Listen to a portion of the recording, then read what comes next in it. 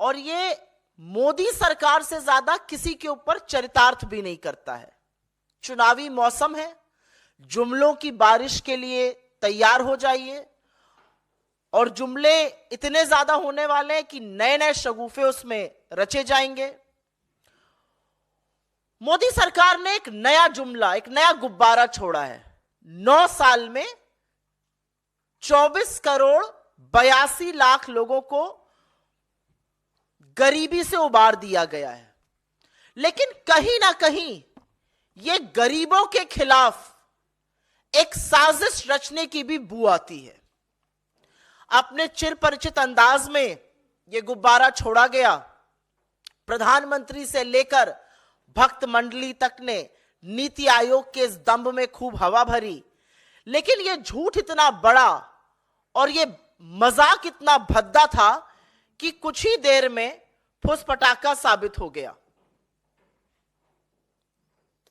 Multi dimensional poverty, बहुआमी गरीबी जिसको कहा जाता है, उससे करीब 25 करोड़ लोगों को उबार दिया गया। सरकार का नया जुमला यह है, उठा लीजिए, इससे किसी को क्या समस्या हो सकती है? हम सब चाहते हैं गरीबी कम हो, हम सब चाहते हैं गुर्बत कम हो, हम सब चाहते हैं लोगों को रोजगार मिले, हम सब चाहते हैं लोग संपन्न हो। अगर सरकार का यह दावा मान भी लिया जाए तो इस देश में ना बेरोजगारी है, ना महंगाई है, ना भुखमरी है, ना आर्थिक असमानता है, सब चकाचक चंगा सी है। लेकिन जमीनी हकीकत इस दावे के बिल्कुल विपरीत है। और इस जुमले में, इस गरीबी के कम होने वाले जुमले में 4 बड़ी समस्याएं हैं। ये जो जुमला, ये जो दंभ भरा गया है कि 24 करोड़ 82 लाख लोग गरीबी से उबार दिए गए हैं, इसमें 4 बड़ी समस्याएं हैं। उन चारों समस्याओं को संक्षिप्त में पढ़ देती हूं और उसके बाद उसमें डिटेल में बात कर लेंगे। अगर गरीबों की संख्या घट गई है तो कंजम्पशन मतलब उपभोग लगातार घट क्यों रहा है? आज आप और हम अगर ज्यादा पैसा हाथ में आता है तो खर्चा करते हैं, लेकिन लगातार उपभोग इस देश में घट रहा है।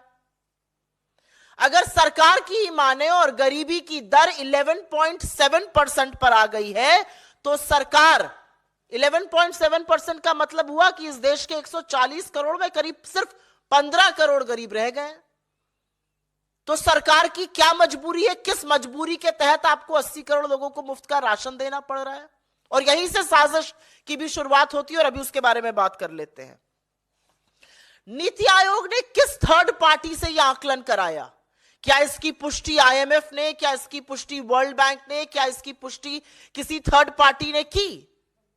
और अंत में सबसे बड़ी समस्या इस जुमले के साथ यह है कि नीति आयोग ने गरीबी नापने के जो स्थापित मानक है, जो स्थापित मापदंड है, जो क्राइटेरिया है, जो दुनिया भर में इस्तेमाल होता है, उससे हटकर 12 मानकों पे गरीबी नापी गई है। और यह कितनी विचित्र और कितनी विडंबना की बात है कि उन मानकों में से ज्यादातर मानक वो हैं जो सरकार की फ्लैगशिप योजनाओं पर आधारित है। लेकिन कहते हैं ना कि झूठ की जिंदगी, झूठ की जो अवधि होती है वो बड़ी कम होती है। इस सरकार की पोल इस सरकार के आंकड़े ही खोलते हैं। अभी थोड़े दिनों पहले एक ग्रोथ नंबर आया था, बड़ा सीना ठोक ठोक कर उस पर बात हो रही थी। उसी ग्रोथ नंबर पे, उसी जीडीपी नंबर में कंजम्पशन का भी डेटा आया। 4.4% इस वित्तीय वर्ष में कंजम्पशन की वृद्धि की दर है, जो 7.5% थी पिछले साल। मतलब उपभोग लगातार घट रहा है, उपभोग लगातार कम हो रहा है। और अगर इस सरकार की मानी जाए कि करीब 25 करोड़ लोग अब गरीब नहीं रहे, तो वो रोजमर्रा की दैनिक दिनचर्याओं की चीजें क्यों नहीं खरीद रहे?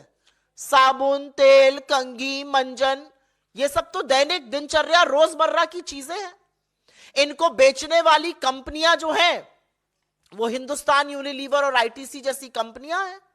और उस कंपनी की तिमाही दर तिमाही जो सेल्स है, जो बिक्री है, वो स्टैग्नेंट बनी हुई है, वो बिल्कुल उसमें शिथिलता है। मांग की मंदी उनके आंकड़ों में साफ दिखती है। ब्रिटानिया अपना बिस्कुट नहीं बेच पा रहा है। तो जब लोग कम गरीब हैं तो वो साबुन की टिकिया, सिर पे लगाने वाला तेल, मंजन, बिस्कुट क्यों नहीं खरीद रहे? तो साक्ष्य जो गरीबी के हैं वो सरकार के दावों के बिल्कुल विपरीत है। यह पहला पॉइंट रखना जरूरी है, क्योंकि मांग में आई मंदी साफ झलक रही है। और अगर आप ज्यादा संपन्न होंगे और कम गरीब होंगे तो आप ज्यादा चीजें खरीदेंगे, ज्यादा उपभोग करेंगे, जो इस देश का गरीब नहीं कर रहा है। 19% से ज्यादा गरीबों की संख्या घटकर अब मात्र 11.7% पर आ टिकी है। अच्छी बात है, भगवान करे ऐसा हो। भगवान करे कोई बिना अन्न और आहार के भूखे पेट सोए नहीं। 140 करोड़ की जनसंख्या है इस देश की। 80 करोड़ को, मेरे देश को इस कगार पर ले आए हैं मोदी जी की 80 करोड़ को अगर मुफ्त का राशन ना दें तो भूखमरी से लोग मर जाएंगे।